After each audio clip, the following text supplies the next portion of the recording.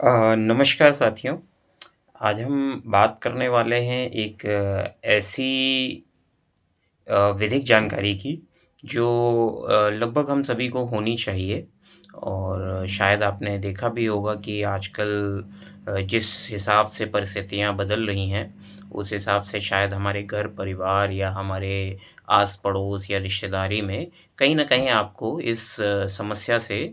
जूझना ज़रूर पड़ रहा होगा। तो इसके संबंध में आपको कुछ जानकारी होनी चाहिए, तो उसी के लिए ये वीडियो आप सभी के समक्ष प्रस्तुत कर रहा हूँ। तो इस धारा का नाम है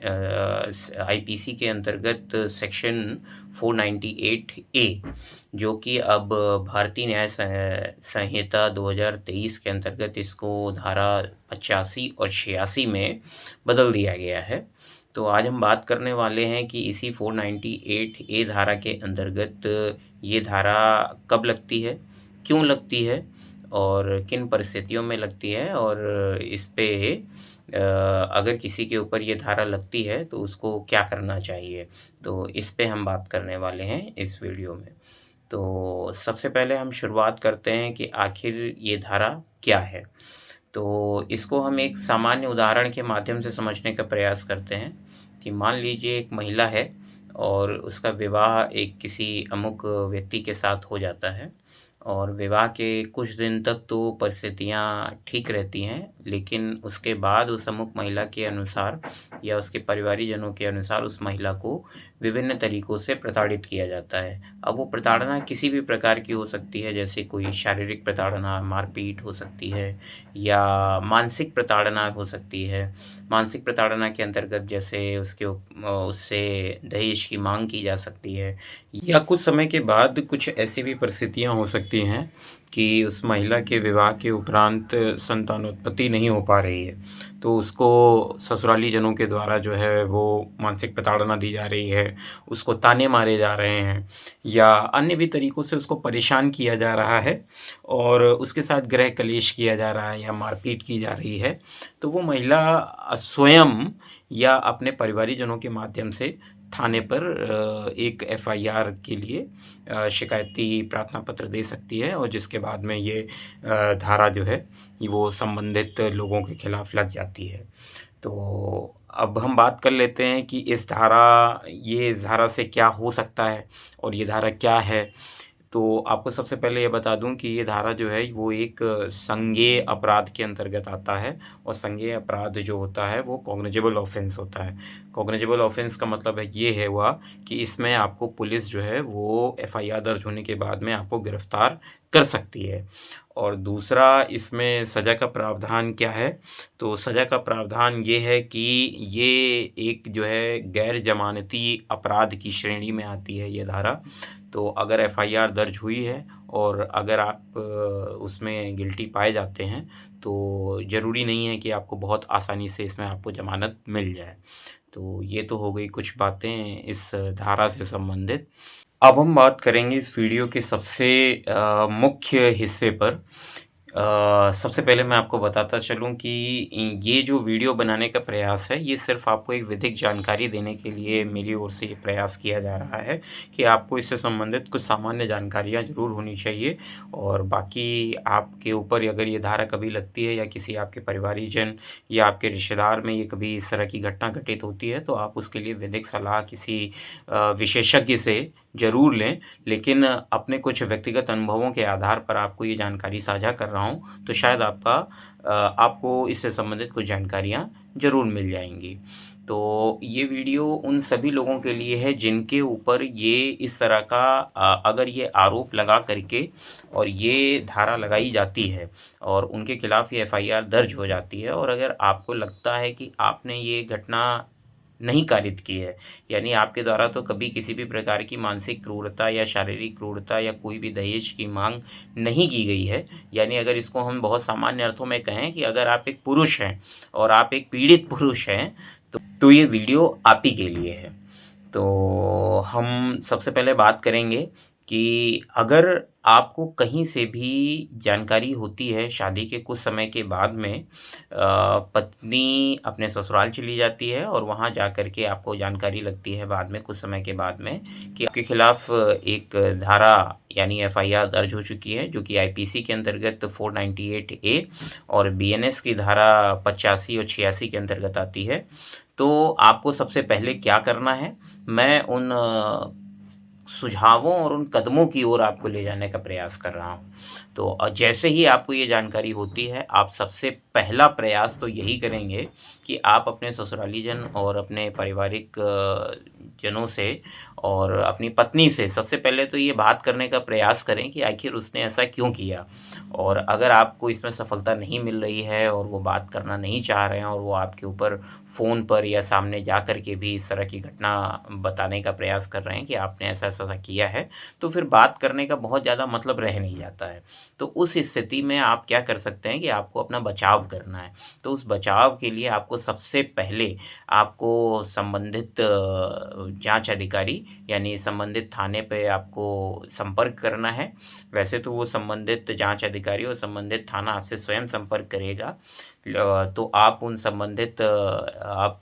थाने से और संबंधित जाँच अधिकारी से सबसे पहले आप एफआईआर की कॉपी प्राप्त करें और बिल्कुल घबराने और बिल्कुल डरने की आवश्यकता नहीं है। ऐसे मामलों में बहुत पुलिस भी अब समझती है कि इस तरह की धारा का बहुत ज़्यादा अब दुरुपयोग होने लगा है, तो वो भी बहुत जाँच परख करके और बहुत ही तथ्यों के साथ में आगे बढ़ते हैं। तो आपको बिल्कुल डरने या घबराने की आवश्यकता नहीं है। आप थाने पे संपर्क करें, एफआईआर की कॉपी लें और उसको पढ़ें और उसमें देखें कि किन-किन घटनाओं का ज़िक्र किया गया है और उसके बाद में आप संबंधित जाँच अधिकारी से मिल कर के अपने सारे तथ्यों को उनके सामने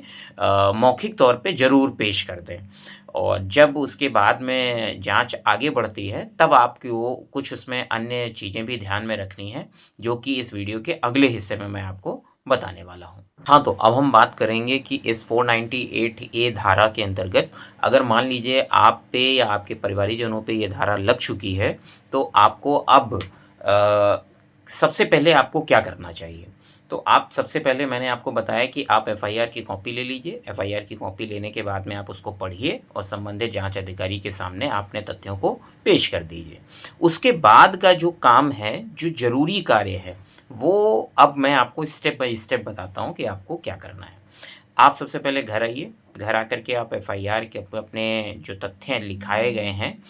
वो ख़ासकर आप समझने का प्रयास कीजिए कि ऐसे मामलों में बहुत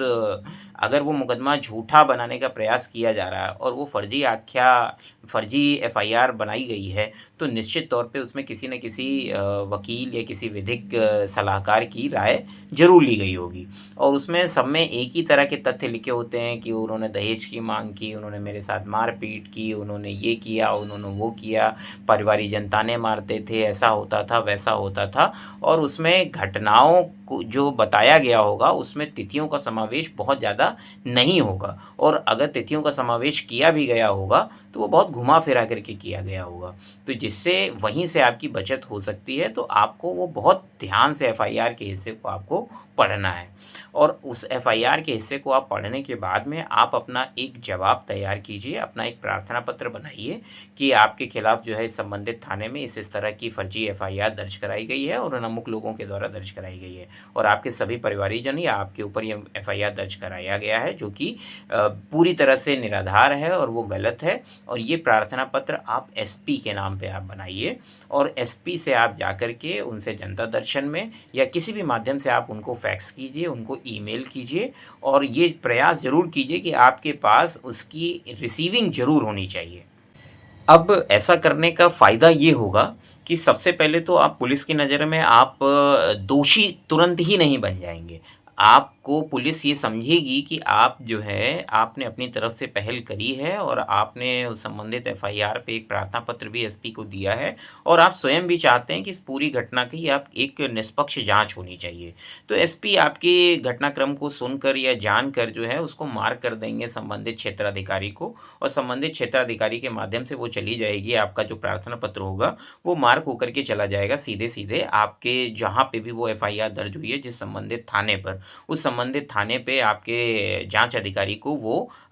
एसपी का प्रार्थना पत्र जो है, जो आपने प्रार्थना पत्र दिया है और एसपी के माध्यम से मार्क होकर के वो वहाँ चली जाएगी कि इस पे निष्पक्ष जाँच कराई जाए और संबंधित के साथ न्याय किया जाए। ऐसा करने का सबसे बड़ा फ़ायदा ये होता है कि अगर जाँच अधिकारी के ऊपर किसी भी प्रकार का दबाव बन रहा होगा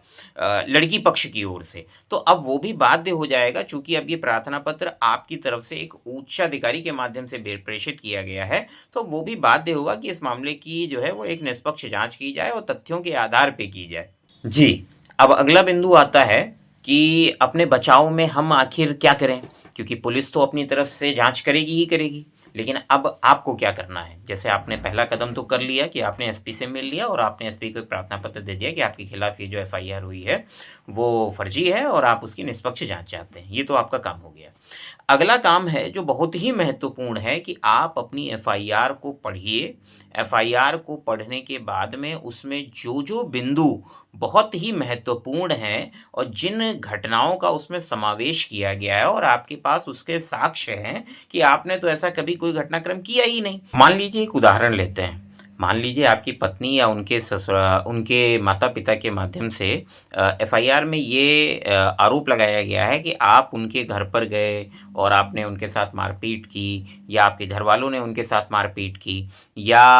वो स्वयं आपके घर पे आए थे और आपने उनके साथ में मारपीट की या उनके साथ गाली-गलौच की, इस तरह का घटनाक्रम बनाने का प्रयास किया गया है। तो आप सीधा-सीधा अपने अभिकथन में आप ये लिखेंगे, एक प्रार्थना पत्र और बनाएँगे, उसमें अपना स्पष्टीकरण लिखेंगे, ऊपर आरोप लिखेंगे कि क्या आपके ऊपर आरोप लगाए गए हैं एफआईआर में और नीचे आप अपना अभिकथन लिखेंगे। अभिकथन में ये लिखेंगे कि भई अगर मैं वहाँ पे गया हूँ, तो भाई मेरी मोबाइल लोकेशन वहाँ मिलनी चाहिए और मेरे मोबाइल लोकेशन और मेरे सब पूरे परिवारीजनों के मोबाइल लोकेशन की जाँच करवा ली जाए। आप अपना पूरा अभिकथन लिख दीजिए और अगर संबंधित के पास में इससे संबंधित कोई भी ऑडियो, वीडियो या कोई भी अन्य साक्ष्य हो, तो निश्चित तौर पे मेरी एफआईआर जो है, आप मेरे ऊपर एफआईआर के खिलाफ जो है, मेरे खिलाफ एक्शन लिया जाए। आप इस तरह का अपना अभिकथन उसमें आप लिख सकते हैं।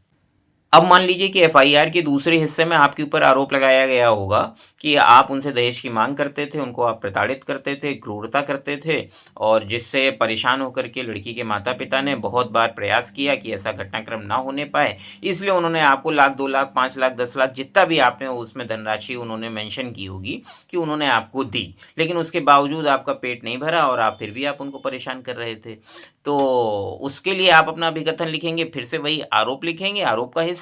और नीचे आप अपना स्पष्टीकरण लिखेंगे कि भई अगर मुझे वो धनराशि किसी भी माध्यम से प्राप्त हुई हो, तो संबंधित जो है वो मुझे बताने का कष्ट करें कि आखिर उन्होंने मुझे इन हैंड दिया पैसा या किस तारीख को उन्होंने अपने खाते से निकाला और किस तारीख को उन्होंने मेरे खाते में डाला या मुझे किस माध्यम से दिया, किसके समक्ष दिया, किसके सामने दिया। क्या उनके पास साक्ष्य है इससे संबंधित? इसके लिए जो है अब मेरे खाते का ट्रांज़ैक्शन जो है वो सारे चेक कर लिए जाएँ। मैं अपने खाते की सभी पूरी ट्रांज़ैक्शंस को जाँच अधिकारियों को सौंपने को तैयार हूँ और वो भी अपने जाँच अधिकारियों को जो है वो अपने ट्रांज़ैक्शंस दिखाने का कष्ट करें। तो इससे ये प्रमाणित हो जाएगा कि हाँ, भई आपने किसी भी प्रकार की धनराशि का लेन-देन नहीं किया है। अगर यही सिर्फ़ आरोप लगाया जा रहा है कि आप माँग करते थे, तो भी आप अपने अभिकथन में लिखिए कि भाई क्या मैं माँग करता था, किस तारीख को मैंने माँग करी, क्यों कब करी, क्या इससे संबंधित कोई ऑडियो, वीडियो, किसी भी प्रकार का साक्ष्य संबंधित के पास मौजूद है या नहीं मौजूद है। आप अपना अभिकथन यहाँ पे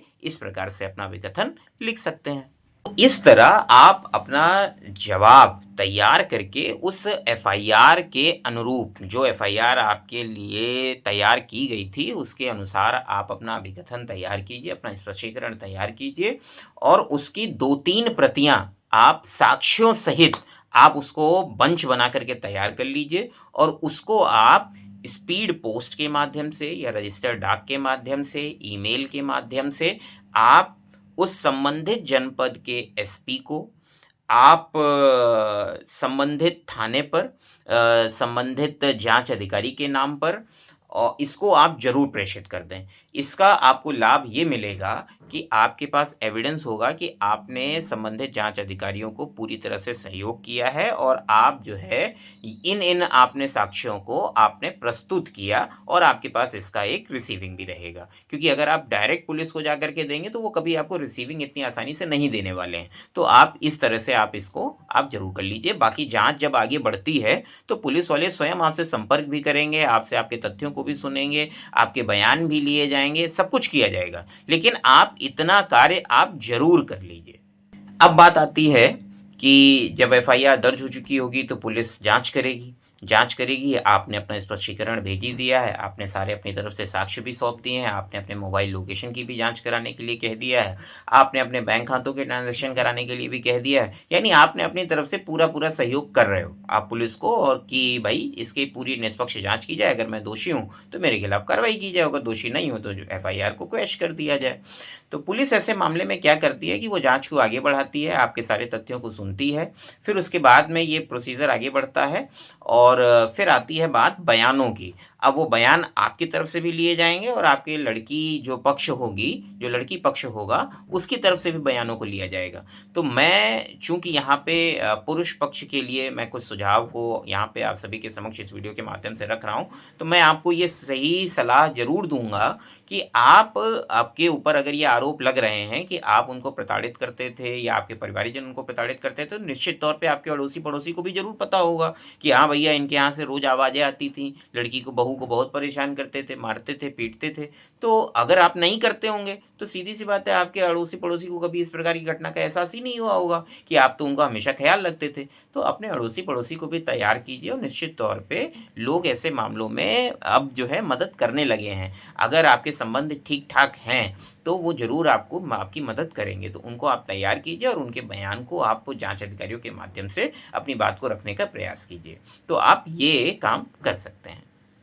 अब इतना करने के बाद आप एकदम रिलैक्स हो जाइए। अगर आपके नाम पे एफआईआर दर्ज हुई है और उसमें आपके माँ, पापा, भाई, बहन सबके नाम उसमें झोंक दिए गए हैं, तो आप बिल्कुल निश्चिंत होकर के आप पुलिस का सहयोग कीजिए। पुलिस से लगातार संपर्क में रहिए, जाँच अधिकारी के संपर्क में रहिए, उससे बातचीत करते रहिए। समय-समय पे वो जो भी आपसे संपर्क कर रहा है, वो जो जानकारी माँग रहा है, आप उसको जानकारी देते रहिए। 3 से 4 महीनों में ये पूरी जाँच कंप्लीट हो जाती है और उसके बाद में पुलिस अपनी रिपोर्ट लगाने के निष्कर्ष पर पहुँच जाती है और आप पुलिस से संपर्क में रहिए। अगर आप निर्दोष होंगे तो पूरी तरह से मान के चलिए कि उसमें आपको न्याय मिल जाता है। लेकिन यहाँ पे एक बात और मैं आपको बताना चाहूँगा कि 498 ए के मामले में ज़्यादातर मामलों में जो अक्सर होता आ रहा है, वो ये है कि आपके परिवारीजनों को तो रिलैक्स मिल जाएगा अगर आप निर्दोष हैं, तो आपके परिवारीजनों को तो निर्दोष मिल जाएगा, लेकिन पुलिस थोड़ी-सी मजबूर भी होती है। वो मजबूरी ये होती है कि पति को रिलैक्सेशन नहीं दे पाती है, क्योंकि पुलिस के ऊपर भी दबाव ये बन जाता है कि आखिर पुलिस ने किस प्रकार से जाँच की कि कोई पति अपनी पत्नी को शारीरिक क्रूरता की तो वो जाँच कर सकते हैं, लेकिन मानसिक क्रूरता की वो जाँच उनके पास ऐसा कोई पैमाना ही नहीं है और इसका कोई क्राइटेरिया ही नहीं बना है कि आखिर वो कैसे जाँच करें। तो पुलिस मजबूर होती है और कोर्ट भी आगे जाकर के मामला कोर्ट में पहुँचता है, तो कोर्ट पुलिस को दोषी बना सकती है कि भई आपने जाँच किस आधार पे की और आपने इनको किस आधार पे इनको फाइनल रिपोर्ट लगा दी और इनको आपने इनको कह दिया कि बरी कर दिया कि ये इन्होंने कोई ऐसा जुर्म नहीं किया। तो ऐसे मामलों में अगर पति के ऊपर कोई आरोप लग रहा होगा 498 ए से संबंधित, तो पति को पुलिस जो है वो दोषी बना ही देती है ऐसे मामलों में। लेकिन ये है कि धाराएँ बहुत हल्की हो जाती हैं और उसका पुलिस को भी पास कोई साक्ष्य नहीं होते हैं, तो वो इसी प्रकार का अंतिम निष्कर्ष लगा कर के कि हाँ, ये ऐसा प्रतीत होता है कि इस प्रकार का घटना जो क्रम जो है इनके द्वारा ये किया गया है और संबंधित रिपोर्ट जो है वो माननीय न्यायालय के समक्ष प्रस्तुत की जा रही है। इस तरह की रिपोर्ट लगा कर के वो प्रेषित कर देते हैं। तो बस यही कुछ सामान्य जानकारी थी जो मुझे लगा कि आपसे साझा करनी चाहिए और आगे कुछ और वीडियो के माध्यम से आपको विधिक रूप से आपको अपडेट करने की कोशिश करूँगा और आप इस तरह से आप अपना बचाव और अपने परिवारीजनों का बचाव कर सकते हैं। तो अगर आपको कोई और भी जानकारी चाहिए इस केस से संबंधित, तो आप ज़रूर मुझे अवगत करा सकते हैं कमेंट के माध्यम से। धन्यवाद।